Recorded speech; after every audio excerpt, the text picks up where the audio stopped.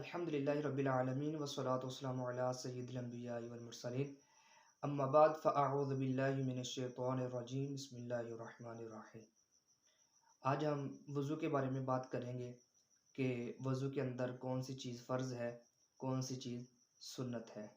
تو آپ ہمارے ساتھ رہیے گا، انشاءاللہ بہت کچھ سیکھنے کو ملے گا۔ تو سب سے پہلے ہم وضو کے فرائض کے بارے میں بات کرتے ہیں کہ وضو کے اندر کتنی چیزیں فرض ہیں۔ تو وضو کے اندر 4 چیزیں فرض ہیں، وضو کے 4 فرائض ہیں۔ پہلا فرض یہ ہے کہ چہرہ دھونا، پہلا فرض چہرہ دھونا۔ اب چہرہ کی مقدار کیا ہے، چہرے کی تعریف کیا ہے؟ چہرے کی تعریف یہ ہے کہ جہاں سے بال شروع ہوتے ہیں ادھر سے لے کر ٹھوڑی کے نیچے تک، اور ایک کان کی لو سے لے کر دوسرے کان کی لو تک، اب اتنا جو ہے چہرہ، اتنا حصہ جو ہے وہ چہرہ کہلاتا ہے۔ اب اس اتنی مقدار کے اندر، اتنے چہرے کے اندر اگر ذرہ برابر بھی خشک رہ گیا تو ہمارا فرض ادا نہیں ہوگا۔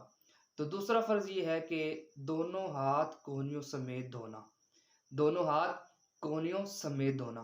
اب یہاں پر کونیوں سمیت دھونا ہے، کونیوں تک نہیں دھونا۔ تو تیسرا فرض یہ ہے کہ چوتھائی سر کا مسح کرنا۔ اب چوتھائی سر کا مسح کیا ہے؟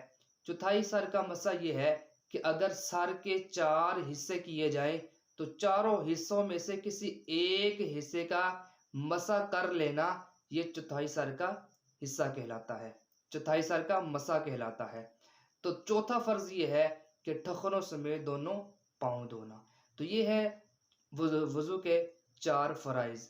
تو کیونکہ یہ سیکھنا ہم پر اس لیے ضروری ہے کیونکہ بسا اوقات ایسا بھی ہوتا ہے کہ بندہ ایسی جگہ پر ہوتا ہے کہ جہاں پانی تو کم ہوتا ہے لیکن وہ پانی اتنا ہوتا ہے کہ جس سے ہم صرف فرض ہی ادا کر سکتے ہیں۔